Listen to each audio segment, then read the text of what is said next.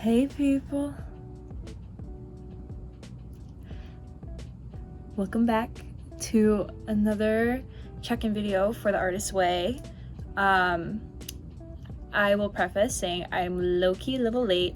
I skipped a week because my Pookie Bear, who went to Colorado for a month, finally came back to New Jersey where I live. So I have been taking the week off there, and I'm also just gonna say my brain is like in fucking mumbo jumbo hell right now. Like I can't think of anything.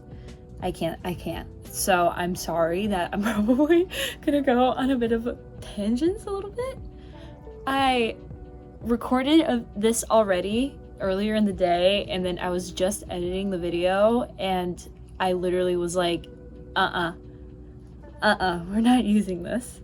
We're not using this. That is more scary for some people to deal with than they're not at all. So I'm here now recording another one where I'm going to talk about chapter 3. Again, I should be starting week 5 this week, but I am starting week 4 instead, because life, happens. So I'm gonna start. So this chapter, which is recovering your sense of power, overall a very good chapter. See, like my brain is already like starting to lose like any stream of consciousness. I just go after like 30 seconds of talking. But so this is week 3, recovering a sense of power. And I actually didn't like even look at this because I'm whatever. It has like little notes that explains how the week is going to look at the beginning of each chapter, and I just haven't been reading them because I just don't pay attention to things, I guess. So this week update part, the week forecast for this chapter is: this week may find you dealing with unaccustomed bursts of energy and sharp peaks of anger, joy, oh my god, and grief. You are coming into your power as the illusory, I don't know how to say that word, hold of your previously accepted limits is shaken. You will be asked to consciously experiment with spiritual open-mindedness. So I will say this week was the week that I did this, I'll just say this week from here on, whatever, was actually pretty good for me. It had a lot of highs and lows, and that is literally what this just said. And when I initially read this chapter, I didn't read this. I'm reading this for the first time at the check-in. So it's kind of crazy how she kind of got that on the nose. Like, I had some days where I was super productive and amazing. I would do my artist date, yada yada. And then by the end of the week, it was like I couldn't even fucking barely do one of the writing exercises because I was feeling so lazy and ugh. So she kind of killed me with that. Anyway, so not to get actually into the content of the chapter. Immediately off the bat, she did so good this chapter. I love this chapter. She starts with the sentence, "Anger is fuel." And I'm like, ooh, I'm a very passionate person. Obviously, if you can't tell from like right now, even I feel like I'm very expressive. I have a big personality. These bitches say that I have a loud voice and I'm annoying, but I'm just a very outwardly person. I'm an artist. I'm creative. It's kind of in my nature. And so I always kind of attach to anger a little bit, and especially when I was younger. I mean, as I've gotten older, it's gotten drastically better. But when I was like 15, 16, anger drove me. And now it's less anger drives my emotions, my emotional well-being, and more so drives my motivation to be successful. So I'm kind of naturally driven by this anger I have towards, I know I deserve better, right? I have this ideal life that I've been wanting for my whole life. It's changed as I've gotten older, yes, but I still have had this image of what my life is going to look like, and it's always happy and balanced and satisfied. And I've just been chasing for that for my whole life. Starting out this chapter about recovering your sense of power with anger and portraying anger in this positive way instead of just purely negative. And don't get me wrong, I'm not saying act on your anger, and this isn't saying that either. Kind of like this is a feral quote for me. Kind of like the BoJack Horseman quote, or Diane, I don't know how to say it. I think it's Diane. I forget. It's been forever since I've watched, whatever. She says, like, oh, her whole reason why she's an author is because she wants to take all the bad things that happened to her and put it towards something good, make something out of it, so that there's this reason why this something happened to her. I don't remember entirely. I didn't watch all the way to that part. But that's kind of, I relate to that so heavy, that quote. When I saw it on my TikTok, repost immediately. But it's just like the first time we're in like a spiritual context, someone's using that concept of pushing whatever you're feeling from what you're going through in your life towards something positive, a positive outlet for that stress. So already I'm like, see, I've been talking about this one topic for like 3 fucking minutes now, and this is the first sentence. Like, if you can tell, I love this chapter. Basically, she goes on again with this concept. She quotes, anger is meant to be listened to. Anger is a voice, a shout, a plea, a demand. Anger is meant to be respected. Anger shows us what our boundaries are. Anger shows us where we want to go. It lets us see where we've been and let us know when we haven't liked it. Anger points the way, not just the finger. In the recovery of a blocked artist, anger is a sign of health. Ugh! Like, finally someone gets it. I don't know. I feel like it's so difficult for me to understand, or not understand this concept. So difficult for me to get other people to understand this concept, especially people who haven't been through extreme struggles in early life like I have. And so it's so nice that I'm able to read it in a way that's so communicable, and it makes me feel less crazy. I'm really putting myself out there in this video right now, but yeah, it's just it's literally like one of the core pillars of my being, this concept of putting everything bad, putting it into good. So yeah, okay, enough on that. Like, this is the perfect touch to this concept. She says, with a little thought, we can usually translate the message that our anger is sending us. Again, turning those negative emotions, those feelings, translating it into something good, something understandable. You see, this is all I've read on just this part. Like, oh my god. And this is also, maybe it's because it's my 3rd time rereading it, low-key, but like, I love this portion. I love this portion so much. She goes on, she talks a little bit more about how we feel anger, how our relationship with anger. This is another amazing quote. She says, she's like, damn, anger, whatever, anger, fuck anger.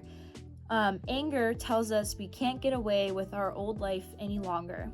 It tells us that old life is dying. It tells us we are being reborn, and birthing hurts. The hurt makes us angry. And once again, a beautiful way to say, in other words, in my words, that change is always going to hurt, good or bad, but putting it in a way that relates to like life and birth and like, again, a rebirth. It's like I can visualize it in my head, kind of what that looks like in a weird, gross way. So once again, I love this writer. Makes me feel so, oh my god, stop. texting me. Sorry, it's my friends. We're all like been playing Minecraft together for the last like month, and they just said, everyone get on, whatever. Okay. But yeah, it's an amazing concept, and because it's very normal to be upset by change, good or bad. It's, you know, you move to a new city by yourself for the first time. It's normal for the first few days, few weeks to feel out of place, to not feel like you fully are settled in yet. You know, you're settling in. Same with a new relationship, a new job. Everything that is new is going to stress you the fuck out, especially if you're someone like me who's just very sensitive to things in general.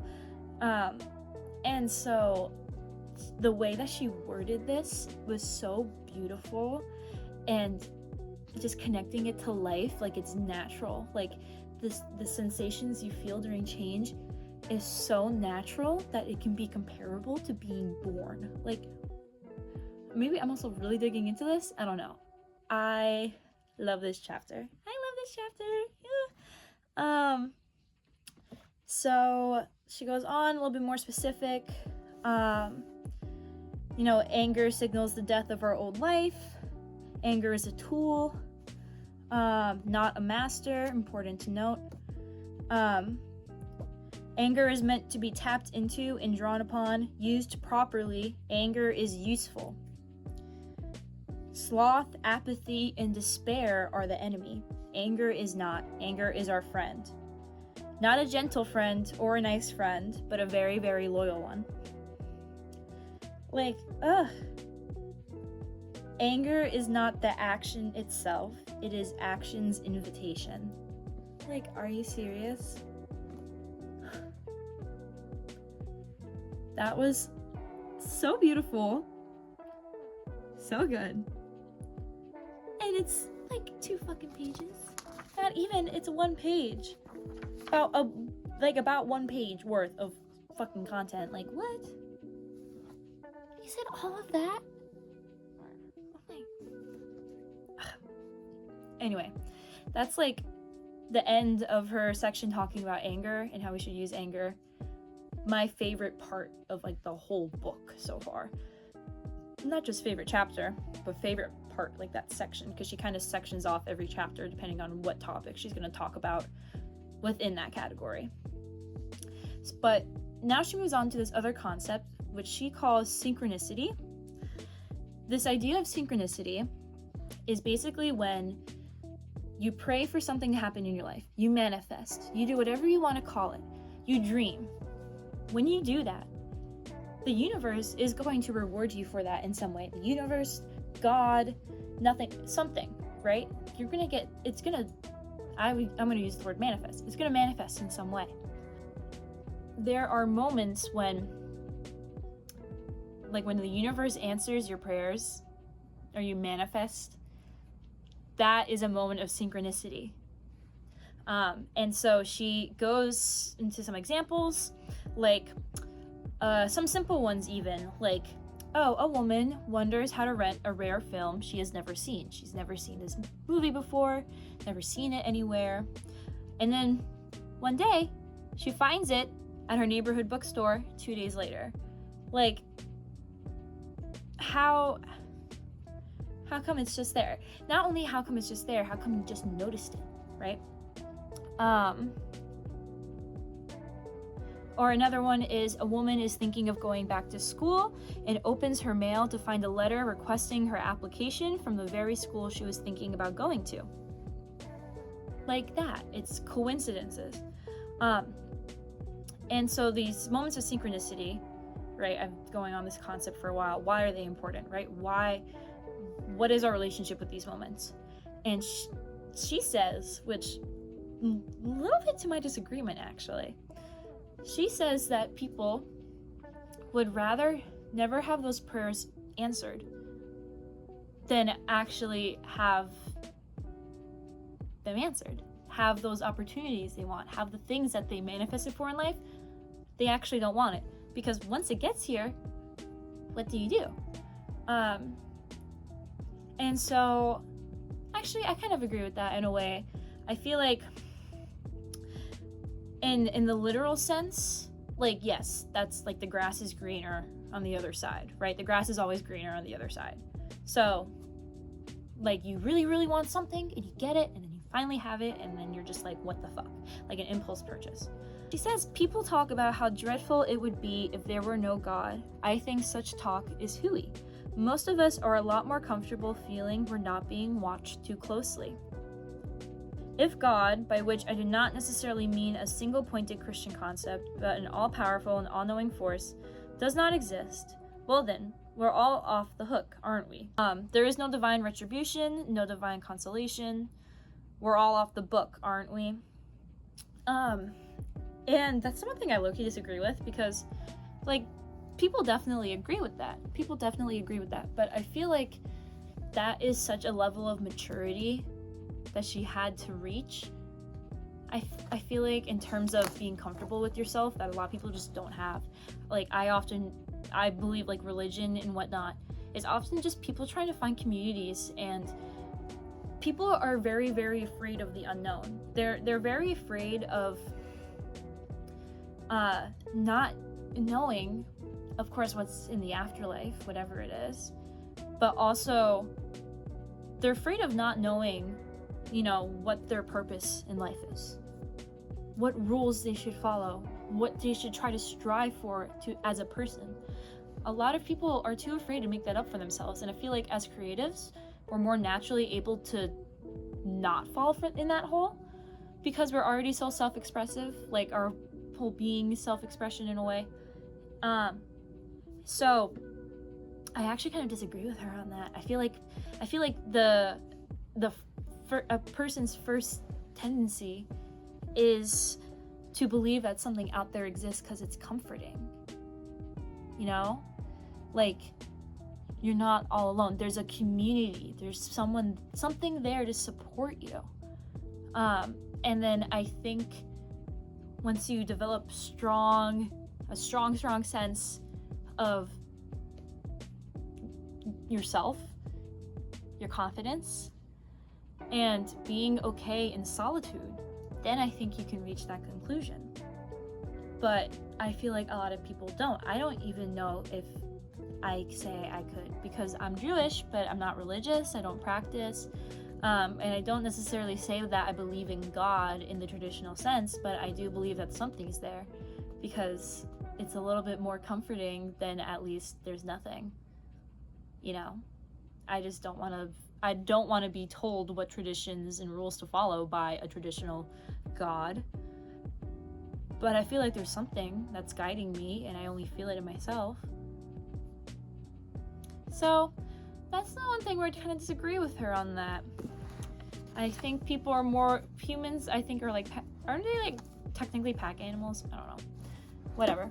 She uses this concept to basically say that people often keep themselves stuck because it's more comforting than new opportunities opening up. And that is a better way. Like, I agree with that. You know, often new opportunity, change scares people. Change is scary. People like to stay stuck.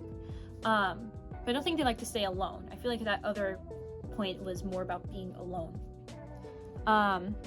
Whatever. On to the next thing. But yeah, she says, you know, people would rather stay stuck, stay comfortable, because they're too scary to try something new, even if it would really help them. And that's pretty much what I'm getting from this part. She says, is it any wonder we discount answered prayers? We call it coincidence, we call it luck, we call it anything but what it is, the hand of God or good activated by our own two hands, when we act in behalf of our truest dreams, when we commit to our own soul. So again, like manifesting, I think this is a concept of manifestation. You know, if you act like you already have the thing, you're going to just have it. Fake confidence, fake something, you know, it's gonna happen. So she goes on about this, talks about specifics, tells some stories. Yeah, so she basically sums up this idea of keeping yourself stuck out of fear.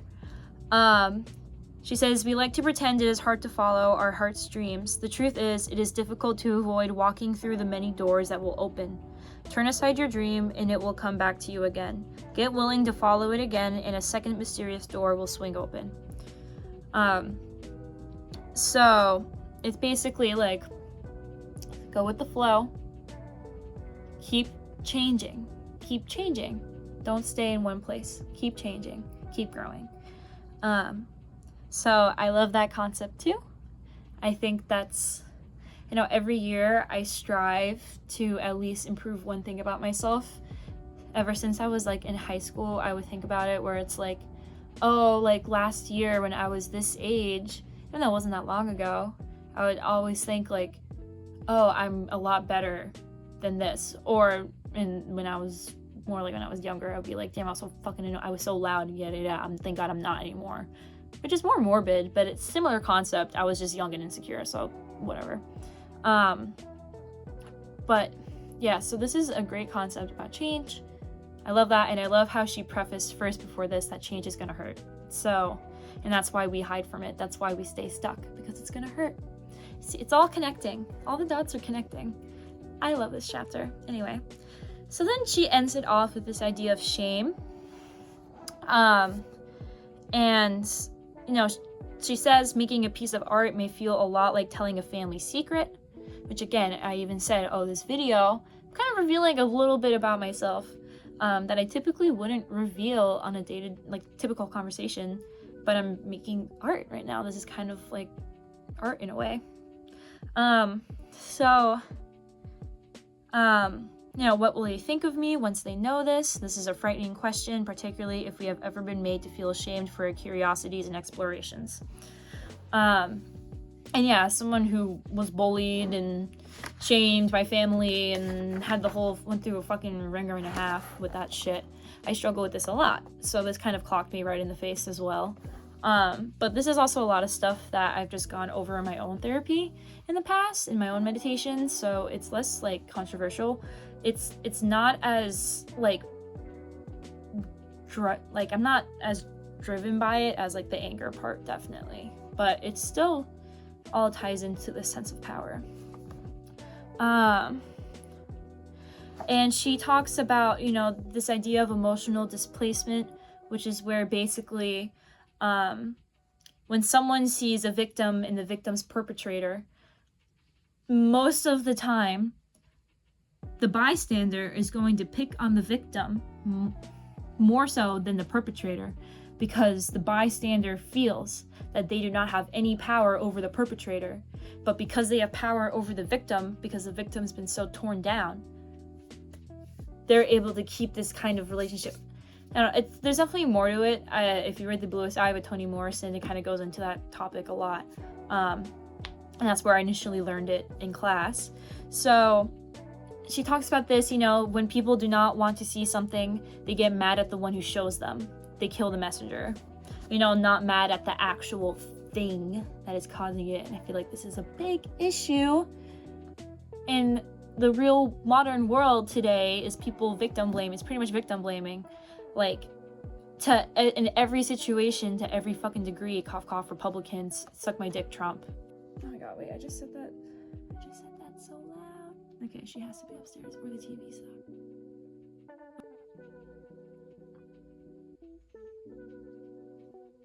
Anyway, I feel like this is very relevant right now, this idea.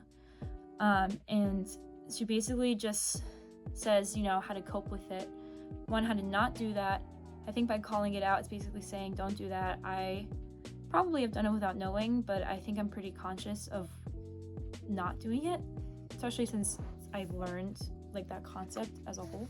She further goes in and says, as artists, we cannot control all the criticism we will receive. We cannot make our professional critics more healthy or more loving or more constructive than they are. But we can learn to comfort our artist child over unfair criticism. We can learn to find friends with whom we can safely vent our pain. We can learn not to deny and stuff our feelings when we have been artistically savaged. And I like this idea too, because of course if you receive shitty criticism, that sucks. But I think to even any criticism, you know, any sort of constructive criticism even, you know, if you're getting older, I've been luckily, since I'm almost done with college, I'm kind of over this now. I think I take criticism completely fine now, unless it's bad criticism. But when I was in high school, I really struggled with taking any criticism. So this kind of goes into the topic of, you know, you can't control what you get, you can only control how you react. She talks more about, you know, how to deal with criticism. She writes down like different exercises to do when you're feeling hurt from criticism, and emphasizes, don't hide your feelings, don't stuff them away, feel them, process them, move on, and write down these things, and, you know, try to just understand yourself more. So then she further goes into doing exercises to discover yourself, talks more about how to do that. I didn't really connect with this section that much. It's just saying you look into yourself. Here's some exercises on things to remember to kind of channel your artist child again. And then she ends the chapter on a very good note. Oh my god, I've been talking about this chapter for 30 minutes already. That's really bad. That's just the chapter. So, the last thing she talks about is growth, and this was very good for me to hear because she opens up the section with, growth is an erratic forward movement, 2 steps forward, 1 step back. And that's kind of what this week felt like for me. I felt very, like, for a few days I was amazing, and I was making art and feeling good and not depressed, and then by the end of the week it was like I could barely even leave bed, and I was just doom scrolling on fucking TikTok, watching like, please donate to my GoFundMe to save my dying cat who will die without the surgery in 30 days. Like, oh my god, they get to me bad. So it's like, it's very interesting how she nailed this week for me. Like, she clocked it exactly how it's gonna be. And talking about this concept during a week where she said in the little note in the beginning that you're going to basically feel like that, you know, you're in a burst of joy, burst of grief, you know, like bipolar. She's good, this author. She's good. And then she basically just ends the chapter with, be kind to yourself, make sure you're eating, make sure you're dressing, make sure you're taking care of your hygiene. The smallest things can bring the best things. You know, the universe can't help you if you're not helping yourself. And to start small, doesn't have to be this big epiphany. Start small. That was a nice way to end it. It was kind of like, for me, my passion that I felt during the chapter like was really like, and then slowly like declined as I read it. But overall, this is the best chapter so far that I've read, and I think it's very effective. Bro, literally that video filled up my entire storage, and like my phone broke and I had to like delete a shit ton of stuff and to airdrop it to my MacBook because it was so low on storage. I couldn't even airdrop shit. Whatever. Back to what I was saying. Great way to end the chapter.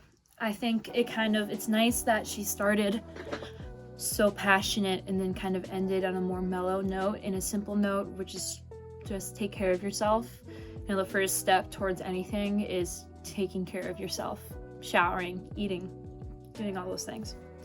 So I really like this chapter overall. As I've said, amazing things in this chapter, my favorite section and my favorite chapter so far. So now I'm gonna talk about the artist date.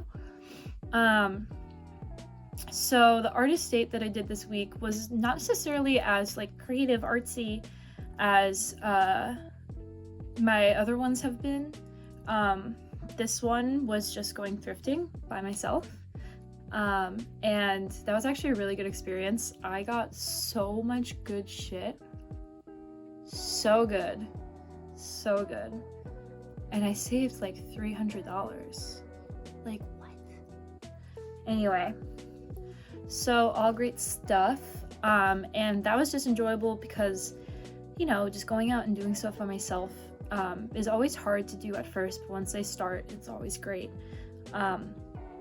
So that that was very satisfying. And it was nice to get out of the house. I had to drive a bit to a different town to get there, so I was kind of, you know, it was like I was out of the house, and I did other things as well. And I got lunch, I got a smoothie, and it was just a very good day. It was a very good day. And I also I did that on a Monday, so 2 weeks ago today, and it was just very good way to start my week. So my unemployed week, where I don't do shit. So yeah. So that was good. That was overall great, just very relaxing and kind of treating myself and having confidence in a way too, where I'm like, I got good deals, like I did that. It's kind of satisfying. And then oh my god, but I just ate pretzels, my fault. And then regarding the morning pages, I was actually better that week. I did like 5 out of 7 days or 4, so I'm getting there. I don't know why this is so difficult for me. I kind of just hate having to dump all my thoughts out first thing in the morning. I kind of like to spend my mornings just not thinking at all. And I like to just lay there and just like... So I think you need to start doing this once I'm out of that state, because that's kind of like your half asleep state anyway. I should do this when I'm like fully awake, but not starting my day yet, like when I like just make the bed or something, you know? So I'm gonna get better about that. And I will say, when I did do it, it was very satisfying, and I talked about things that I was struggling with, and it was freeing to put it all out on paper. So it's definitely effective. I think the timing is what's killing me. But getting a little book too, this is my little book, I think definitely helped get over the first barrier, which is like, it's so much. So that's the thing. I'm not like following everything 100% for this, but I think that's not really the intention. I think doing the morning pages and stuff, you have to do that to do the course, but I think the form of like how you do them necessarily is not as strict, more fluid. So I think it works for me. So yeah, now I'm going to move on to the writing exercises, and I actually struggled doing this that week. Like I think I said before, I don't know if it was this one or my other 5 million fucking drafts of this video. I said that like in the beginning of this week, I was feeling great, I was doing great things, and then by the end, I was feeling very hopeless and depressed and kind of like in a pit of despair. And this was also like the days leading up to my Pookie coming back home, and so those days too just felt like such a drag, and I wasn't really doing anything. But when I did these, it was still satisfying, and I liked how they kind of trigger like, or target more of like your actual childhood. Like she says, list 5 traits you like in yourself as a child. And there's definitely a few of these that I want to revisit on a separate time when I need it, when I need to feel grounded. Like take a look at your habits, make a list of friends who nurture you. I did list 5 people you admire. Now list 5 people you secretly admire. What traits do these people have that you can cultivate further in yourself? And that was a good exercise for me, because it was nice going through everyone that I know in my life and thinking to myself who. And then when I finished the list, I was kind of like, all of these people are so authentically themselves, and not even in the way where they're like confident, more like they're not performing for anyone necessarily. They're fully being themselves. They're, you know, just living life, and people who catch on. And I really strive for that. I still struggled with that for a while. I'm getting a lot better. And in a lot of ways throughout my whole life, I was actually very good about that, where in some aspects of my life, I let myself be myself. But then my creative aspects, though, that's where I struggle. That's where I struggle letting myself be my most vulnerable, and letting, you know, all of these fears and expectations of me go, and just being myself. That's where I really struggle. And since I don't struggle with that in other aspects of my life, I kind of been ignoring it for like my whole artistic career. It was especially worse in high school. I would literally just, I wasn't making art that was me at all. And by trying to get over this and being myself, I've learned a lot about my artistic expression, which is what I wanted from this book. Like I kind of already knew this from like the spring, but doing this kind of made me finalize it more, because I've been doing more art. I love the color purple. That's like my thing in my art, I think, at least for a while. All of my favorite pieces, all the ones I feel the most connected to, graphically, even if it's just cute graphics, they've all been purple. And I don't know why, but I don't even, it's not even my favorite color. Well, I guess lavender is one of my favorites, I guess, so it is. But I even like a more rich, deeper purple. And that's something that I've come to terms with while reading this book. And that's just like, it's nice that I'm learning more and more about myself. Instead of letting people not only tell me what to do, but tell me what my art is like too. So this has been a very rewarding experience so far, if you can't tell.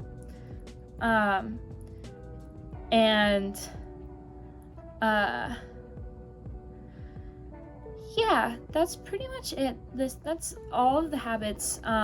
There's a couple questions for check-in. I don't know if I've even talked about this in my other videos, but she leaves a bunch of questions at the end of the chapter for check-in, and I answered 3 out of the 4 of them. Actually, no, I didn't. I answered 2 out of the 4. I'll answer the other 2. The third one is, did you experience any synchronicity this week? What was it? And if you don't remember, synchronicity is, in other words, like coincidences. They mean something. It's putting a meaning behind that. And I'll say actually that for me, that week, it was getting a job. Which I know sounds so like, but I'm a very career driven person. Having a set goal of what I want to do with my life is like fulfills me, and the best way to do that is career wise, having career goals. I never pictured a white picket fence family. I was never family driven. I'm driven by the idea of being fully self-sufficient and not necessarily not needing to depend on anyone, but being self-sufficient. And so when I don't have a job like I have had for these last 4 weeks, I start to kind of lose my mind a little bit, because I'm like, I'm not changing anything other than and that's not true, but I don't know, just being a part of something bigger. This may change depending, if I hate the job, I just hate the job, that's whatever. But if it's a job that I really love, just being a part of that is like so rewarding for me. It's everything and more. And so I was like starting to lose it a little, feeling very also sad I didn't get a big design internship this summer. I kind of feel like I failed a little bit, but so did a lot of people, so it's okay. It's life. But then when I was really, really sad about this,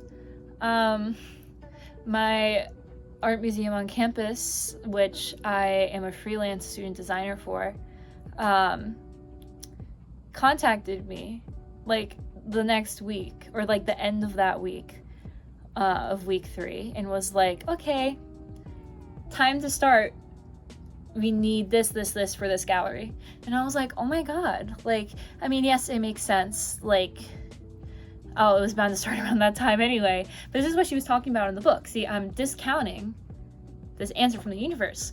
When I was really starting to lose my mind about being unemployed, all of a sudden that week, it's like I have a drive again. I have a short-term pathway before I start school, and it's like perfect timing when she contacted me. It was perfect timing.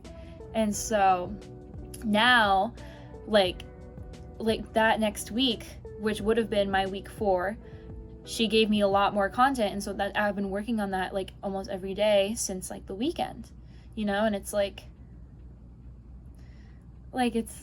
that is an instance of synchronicity for me.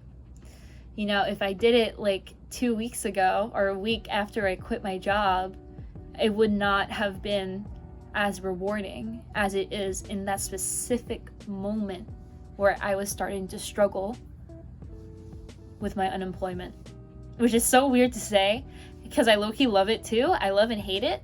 The happy medium is finding a job that I love. So I'm gonna keep working towards that, obviously.